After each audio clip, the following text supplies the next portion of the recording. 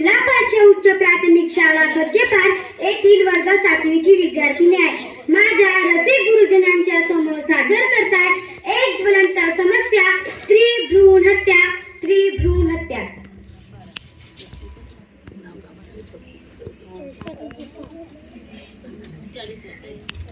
आई मला मरायची नाही, मला एक सुंदर असं जग पाहायचे आहे. आई मला मार नको ग आई, आई मला मार नको. आई मी बोलतोय तुझी परीख म्हणतेस ना ग तू मला, तुला आई तरी कसं समजू ग. अगं कोणी कुणाला भेटत नाही, ते जन्मजन्मीचे ऋणाळू बंध असतात. आपल्याचे ऋणाळू बंध आहेत का ग ज्याला आपण भेटलो आणि दुरावलोय. असो असो कालात बाबांचं ना तुझं बोलणं चोरू पोटातून ऐकलं. अगं विशेषतः आजी आजोबांची पण इच्छा नाही माझा जन्म व्हावा म्हणून. सांग ना गाई, सांग ना. बाबा ओ बाबा तुम्हाला आवडते ना लेक माझी लाडकी. पाहिलं बाबांची मी खूप लाडकी आहे ना. बाबा का हो कशाला आईला दवाखान्यात नेलं होतं तुम्ही. किती मोठमोठ्या मशिनी होत्या, त्यात मी किती छान दिसत होते ना. सांगा ना बाबा, बोला ना. आजी तू कागदी दिसते औषध. किती कडू होत ग, मला त्रास होत होता. असं देत जाऊ नकोस, मला त्रास होत होता. आई तू जन्माला घालून तर पहा एकदा, तुझीच रूपा अशील माझ्यात अनेकदा. मी मुलगी बहीण पत्नी तर कुणाची ग आई. मग गणपत मारण्याची काग तुला गाई. सांग ना गाई, सांग ना.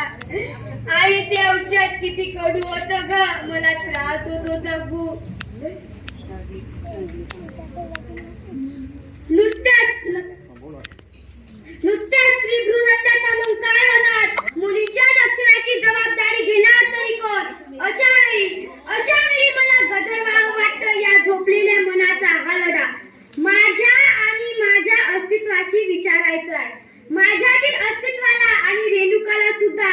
आजपर्यंत आपण जगलो पण त्यातरी आपण समाधानी आहोत का. नाही ना. अगं आपली आत्मशक्ती हाच आपला अलंकार.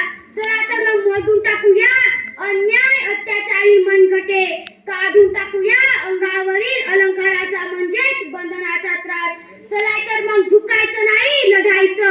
चला तर मग झुकायचं नाही लढायचं. एक मुली तुला सांगते पिंजऱ्यातच आता फडफडू नकोस. एक मुली तुला सांगते पिंजऱ्यातच आता फडफडू नकोस. पेटून उतरू नकोस, पेटून उतरू नकोस.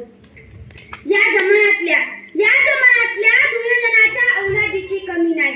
या जमान्यातल्या दुर्योधनाच्या औलादीची कमी नाही. वाचवायला येईल कृष्ण कोणी याची सुद्धा हमी नाही. वाचवायला येईल कृष्ण कोणी याची सुद्धा हमी नाही. बांगड्या घातल्या माणुसकीने मदतीसाठी तू ओरडू नकोस. एक मुली तुला सांगते पिंजऱ्यातच आता फडफडू नकोस.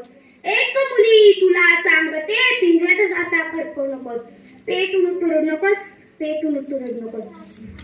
मुलगा मुलगी एक समान, दोघांनाही ठेवा समान. मुलगा